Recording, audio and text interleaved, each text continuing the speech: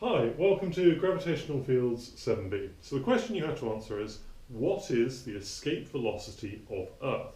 So we know the escape velocity is going to be equal to 2 times the gravitational constant times the mass of Earth divided by r. Now, if they're just asking what's the escape velocity of Earth, what they're going to mean is on the surface of Earth. That's by far the most useful place to know the escape velocity from, because it turns out most rockets launch from the surface of Earth. So we just got to really just whack in some numbers. It's going to be 2 times g, 6.67 times 10 to the minus 11, times m, mass of the Earth, divided by r, radius of the Earth, whack all that in, square root it, and you'll get the classical answer, 450-ish meters per second, which is very fast indeed. Part B to the question, and this is such a common thing, they put it on the exam all the time, is why in practice do you need a much smaller number? Okay? And the answers are, 1, you're not getting all the way to infinity. This assumes that you get all the way out of the gravitational field. But in general, we get nowhere near infinity. If we're just launching a satellite or whatever, we just want to get into a low Earth orbit, nowhere close. And 2, we don't have all of this speed at the beginning.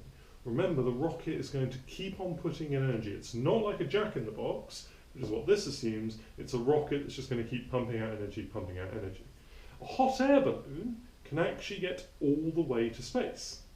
It just does it really, really slowly. But if you think about it, you've got some amount of potential energy. You just keep putting in chemical energy into your rocket. Eventually, you'll get into space. You'll never get anywhere close to this speed, but you can do it. You can do it really, really slowly. Escape velocity assumes you have all the speed at the beginning.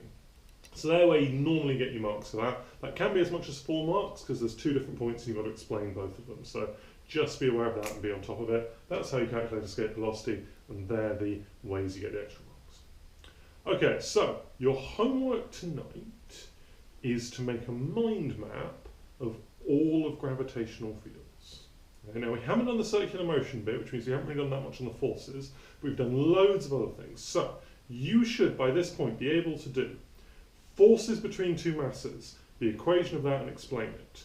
You should be able to do gravitational field strength, potential energy, what's the difference between them, the graph of both of them, and you should be able to explain why geostationary orbits are all at the same height. You should be able to explain escape velocity, and you should be able to explain why gravitational potential energy is always negative, and be able to do that. So they're the things you should be able to do. I want you to put them all on a mind map, make a really good one.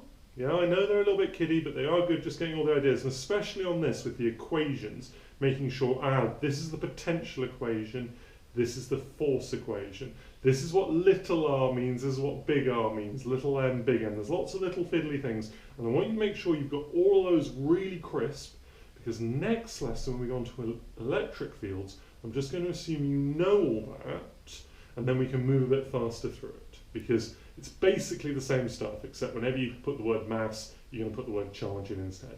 Apart from that, it's basically the same. Okay, but we'll get to that next lesson. So that's your homework. Best of luck. See you later.